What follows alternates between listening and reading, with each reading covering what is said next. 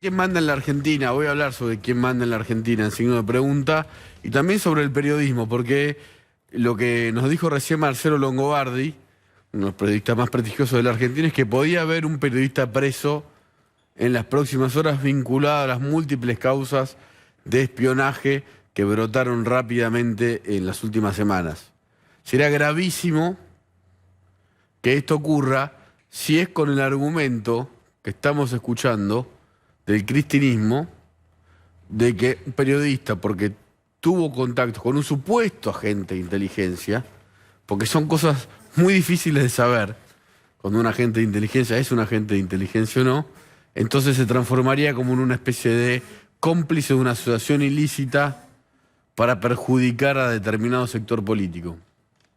Es muy grave lo que dijo Longobardi recién, muy grave. Y dijo, acercaría al gobierno, que hasta ahora hizo silencio sobre las acusaciones muy graves también que hizo Parrilli, Eduardo Valdés y muchas otras personas muy vinculadas al Instituto Patria y a la Casa Rosada, que siempre quieren meter al periodismo dentro de una trama mafiosa vinculada a los servicios de inteligencia que trabajarían solamente para perjudicar a un opositor, sea del gobierno que sea y quien esté en el oficialismo.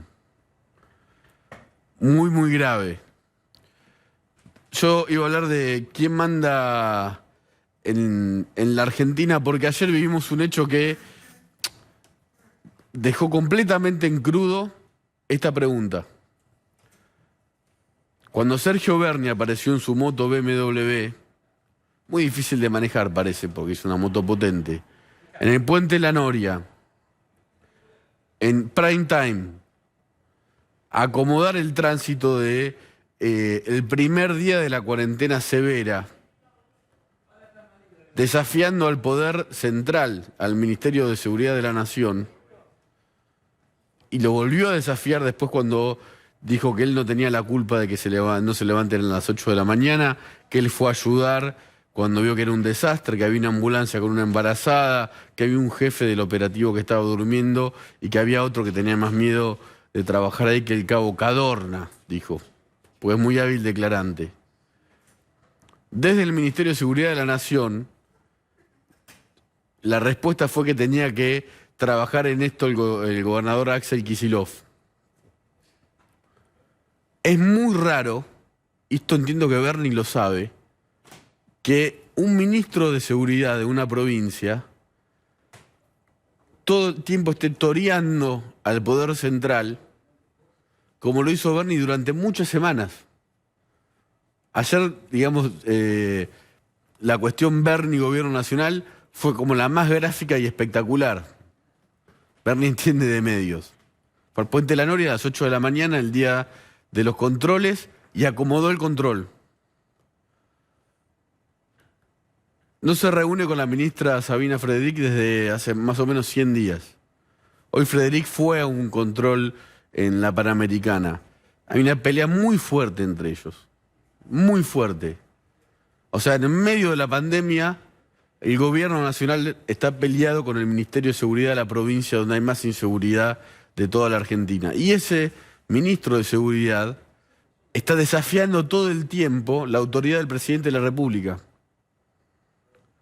Cuando yo pregunté qué iba a pasar con Berni, me respondieron en el oficialismo algo muy impresionante. Depende de Cristina y de Máximo Kirchner. Ni de Kicillof, ni de Alberto Fernández. Berni está ahí porque Cristina Kirchner y Máximo Kirchner quisieron que esté. Hace 30 años que trabajo con los Kirchner.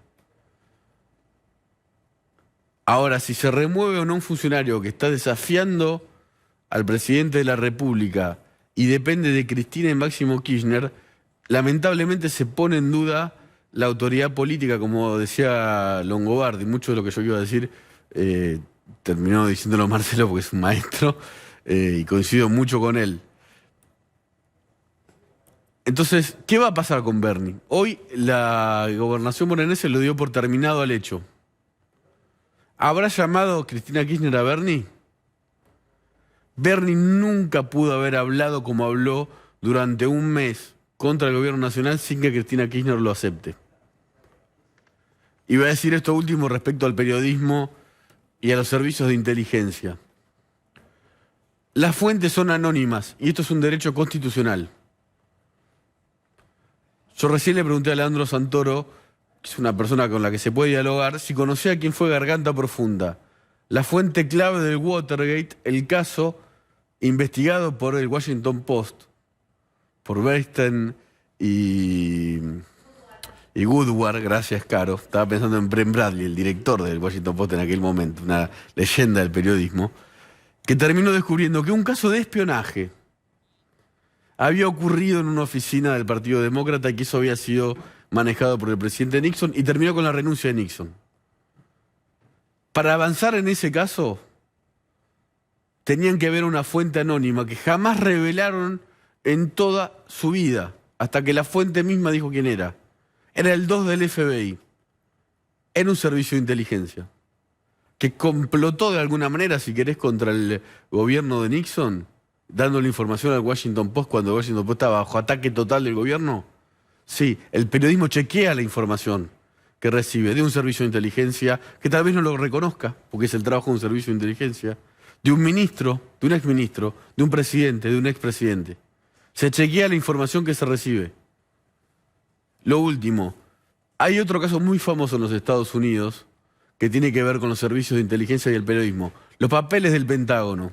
Lo digo muy rápido. El New York Times recibió en su momento papeles secretos del Pentágono, donde el propio Pentágono, el ejército de los Estados Unidos, admitía que estaban mintiendo sobre la guerra de Vietnam. El New York Times los publicó. La justicia, y estaba Nixon en el poder, les prohibió seguir publicando esos papeles.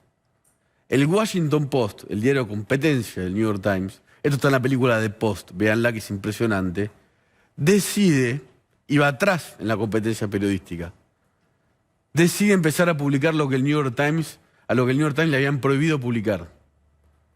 En una decisión muy importante y la tomó la jefa, la dueña del Washington Post, Katharine Graham.